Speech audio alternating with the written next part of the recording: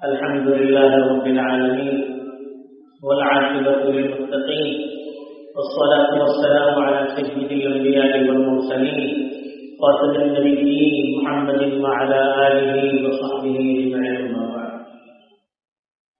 میرے دین اور ایمان بھائیوں، بزرگوں اور دوستوں، اللہ تعالیٰ اپنے بندوں پر بڑے مہربان ہیں.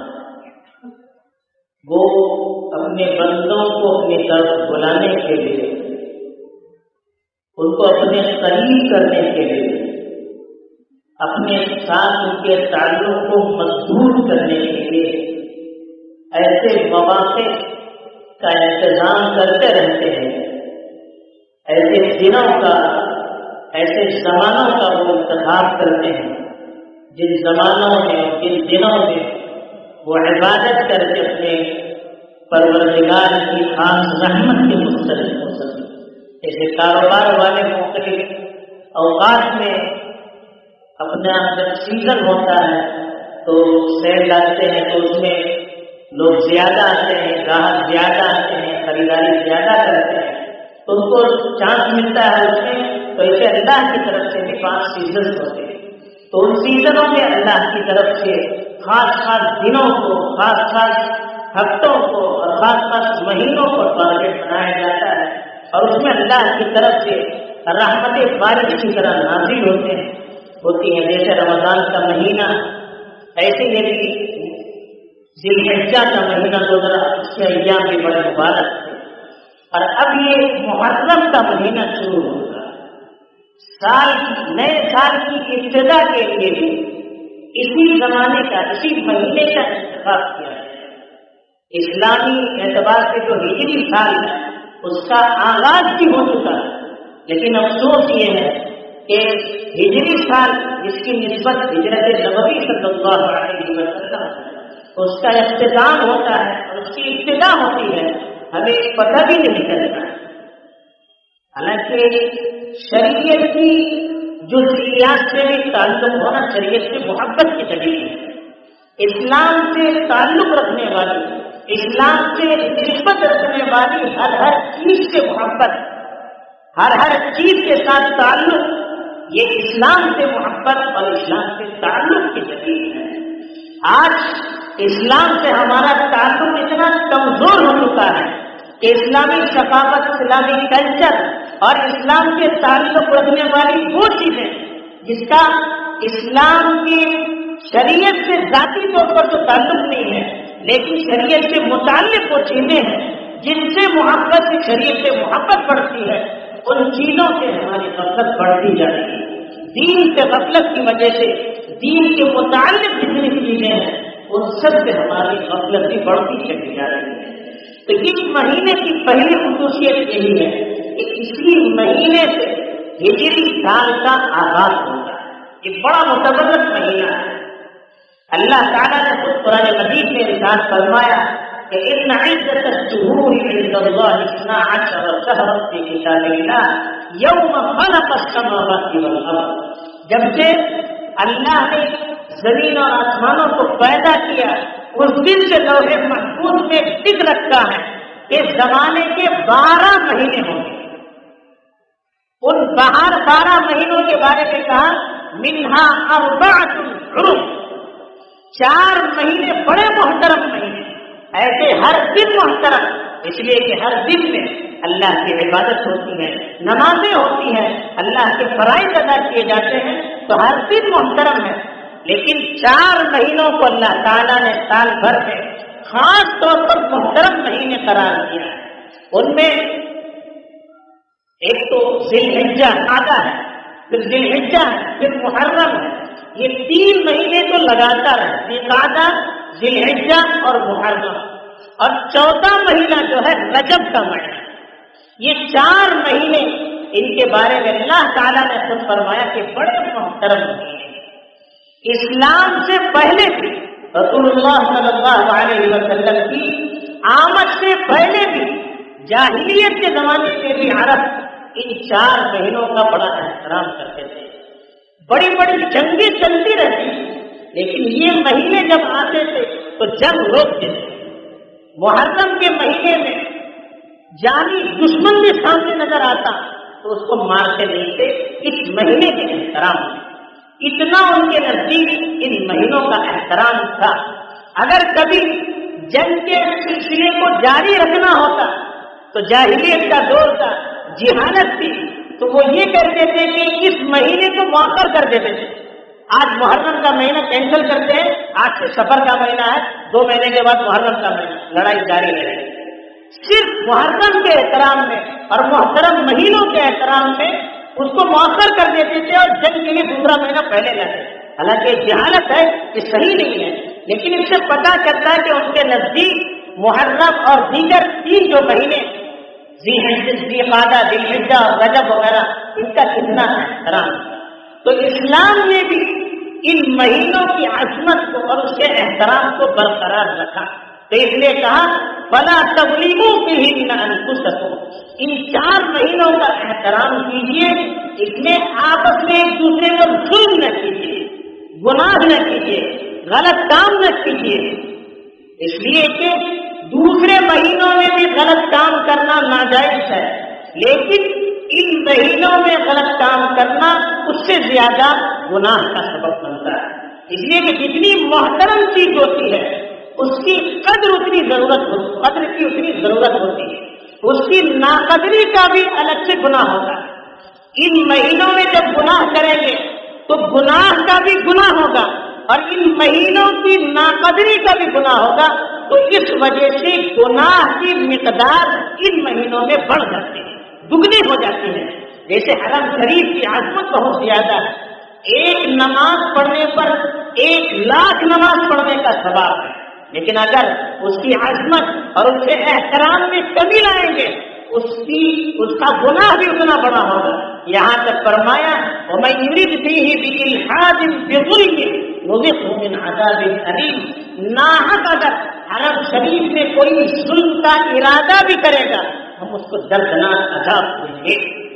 ارادہ کرنے پر, حالانکہ ارادہ کرنے پر کوئی گناہ نہیں ہے, لیکن حرم شریف کی عظمت, اس کا تقدس ہے, اس کی پامالی کا گناہ, گناہ سے بڑھ کر اس کی پامالی کا گناہ, اس کی پامالی کی سزا ہے. ایسے ہی گناہ کی سزا اپنی ہے, لیکن ان مہینوں کی ناقدری کی وجہ سے جو اللہ کے یہاں محترم ہے, جس کے احترام کا شریعت میں ہمیں حکم دیا گیا ہے, اس کی ناقدری پر گناہ اور زیادہ بڑھ جاتا ہے. تو اس لیے کہا ان مہینوں میں گناہ نہ کریں, بلکہ جہاد تک کو ان مہینوں میں شروع کرنے سے روکا گیا. یہ الگ بات ہے کہ دشمن اگر کوئی حملہ کرتا ہے ان مہینوں میں تو اپنے دفاع کے لیے ان سے لڑ سکتے ہیں, لیکن از خود ان مہینوں میں بھی کسی پر حملہ نہیں کر سکتے. یہی سچ اور تو اس مہینے کی دوسری عظمت یہ ہے کہ یہ محترم مہینہ ہے, اس میں گناہ کے کام بھی جائز نہیں ہے اور اس کا گناہ دوسرے دنوں کے مقابلے میں زیادہ بڑھتا ہے. تیسری اس کی خصوصیت یہ ہے کہ اللہ تعالیٰ نے اس مہینے کی نسبت اپنی طرف کی, شہر اللہ کا, اللہ کا مہینہ کا. اور اللہ کا مہینہ کیوں کہا؟ علماء نے لکھا ہے کہ اللہ تعالیٰ اپنے ساتھ جب کسی چیز کی نسبت کو جوڑتے ہیں تو اس کی عظمت کی وجہ سے جوڑتے ہیں, اس کے تقدس کی وجہ سے جوڑتے ہیں, اس کی خصوصیت کی وجہ سے جوڑتے ہیں. جیسے کعبۃ اللہ, بیت اللہ کا, کعبے کو اللہ کا گھر ہے, کیوں کہا گیا؟ اس لیے کہا گیا کہ اس کی عظمت اللہ کے یہاں بہت بڑی ہوئی ہے. تو جس کی نسبت اللہ سے جڑ جائے اس کی حیثیت ایسے ہی بڑھتی چلی جاتی ہے. تو اس مہینے کو اللہ کے رسول صلی اللہ علیہ وسلم نے فرمایا شہر اللہ المحرم, اللہ کا محترم مہینہ ہے, اللہ کا محترم مہینہ ہے. اسی لیے چوتھی اس کی خصوصیت یہ ہے کہ اس مہینے کی عظمت کی وجہ سے زیادہ عبادت کرنے کا اس مہینے میں حکم دیا گیا. اللہ کے رسول صلی اللہ علیہ وسلم نے ارشاد فرمایا کہ افضل الصیام بعد رمضان صیام شہر اللہ, افضل الصیام بعد رمضان شہر اللہ المحرم. رمضان کے بعد سب سے افضل جو روزے ہیں اللہ کے محترم مہینے کے روزے, یعنی محرم جو اللہ کا محترم مہینہ ہے اس کے روزے رمضان کے روزے کے بعد سب سے افضل روزے ہیں. تو اس لیے علماء نے لکھا کہ اس مہینے میں کثرت سے عبادت بھی کرنی چاہیے، خیر کا کام، اچھا کام زیادہ سے زیادہ کرنا چاہیے، گناہوں سے زیادہ دور رہنا چاہیے، اور خاص طور پر اس مہینے کی قدر کے لیے روزے رکھنے چاہیے، کثرت سے روزے رکھنے چاہیے۔ رمضان کے علاوہ جیسے شعبان کے مہینے میں کثرت سے زیادہ روزے رکھنے کے لیے کہا گیا، ایسے محرم کے مہینے میں بھی زیادہ سے زیادہ روزے رکھنے کے لیے کہا گیا ہے۔ اور اسی طرح سے پانچویں جو اس کی خصوصیت ہے اس مہینے کے احترام کی وجہ، اس میں عاشورہ کا دن 10 محرم کا یہ بڑا تاریخی دن ہے۔ اللہ کے رسول صلی اللہ علیہ وسلم جب مدینہ منورہ تشریف لے گئے، دیکھا کہ یہودی 10 محرم کا روزہ رکھ رہے ہیں۔ اللہ کے رسول صلی اللہ علیہ وسلم نے پوچھا کہ کیا وجہ ہے، آج روزہ رکھنے کی وجہ کیا ہے؟ تو انہوں نے کہا کہ یہ دن بڑا مبارک دن ہے، اسی دن اللہ تعالیٰ نے حضرت موسیٰ اور ان کی قوم کو فرعون سے نجات دیا، اور فرعون اور اس کی قوم کو دریا میں ڈبو دیا، ان کو غرق کر دیا، تباہ اور برباد کر دیا۔ اسی لیے شکرانے میں ہم روزے رکھا کرتے ہیں۔ تو اللہ کے رسول صلی اللہ علیہ وسلم نے فرمایا انا احق بموسیٰ منکم، موسیٰ کا تم سے زیادہ حق مجھ پر ہے۔ اس لیے اللہ کے رسول نے خود بھی روزہ رکھا اور صحابہ کو بھی اس دن کے روزہ رکھنے کے لیے آپ نے ترغیب کی، اس لیے کہ دنوں کا شکر، احسان کا شکر، یہ اسلام کے اندر عبادت کر کے ادا کیا جاتا ہے۔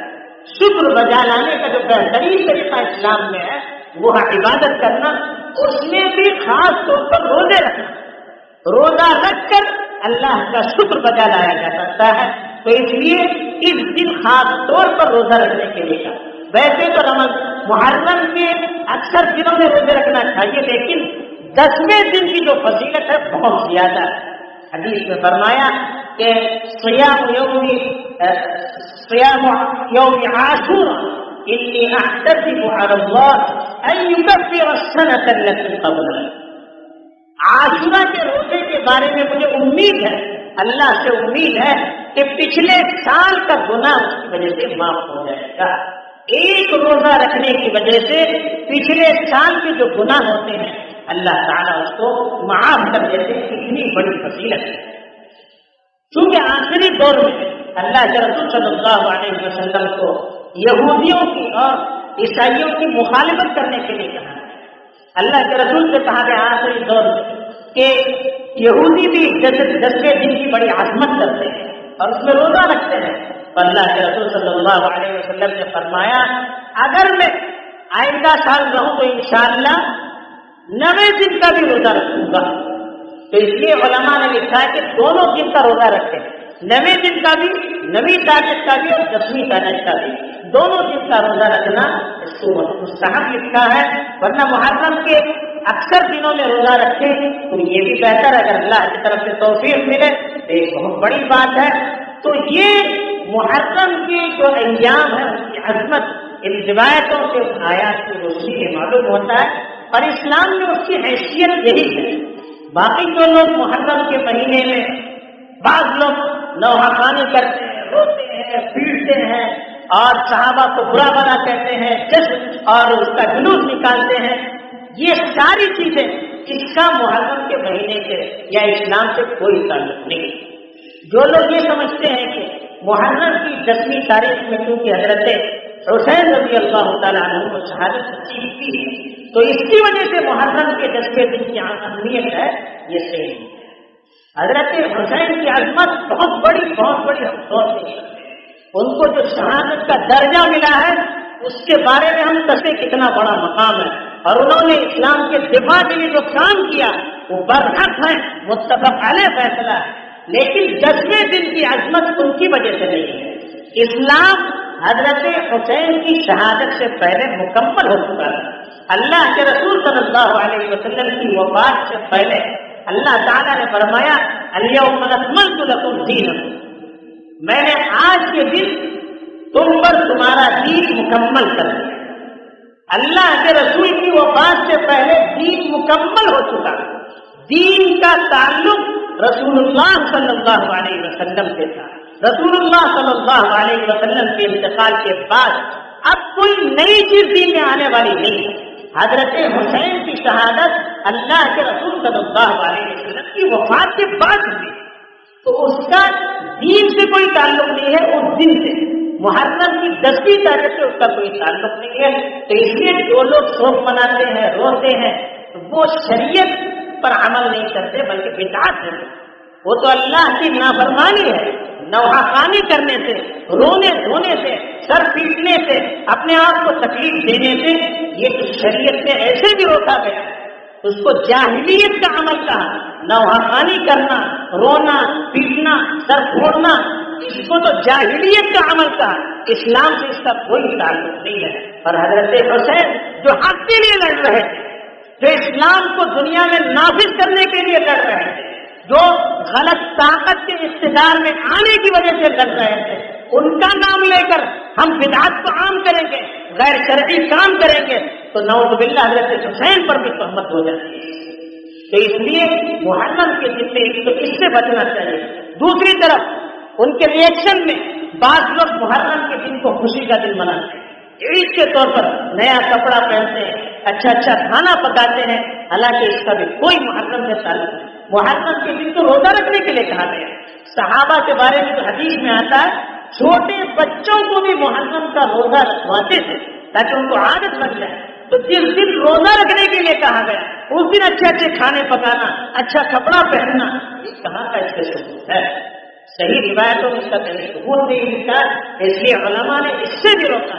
افراد تفریح دونوں نہیں ہونی چاہیے. محرم کی جو شرعی حیثیت ہے وہ یہی ہے جس کی بیان کی گئی. اللہ تعالیٰ ان دنوں کی قدر کر کے، ان دنوں میں گناہوں سے بچ کر، اچھے دنوں سے ان دنوں کو مزین کر کے اپنے عاقبت کو سنوارنے کے لیے توفیق. وآخر دعوانا الحمدللہ.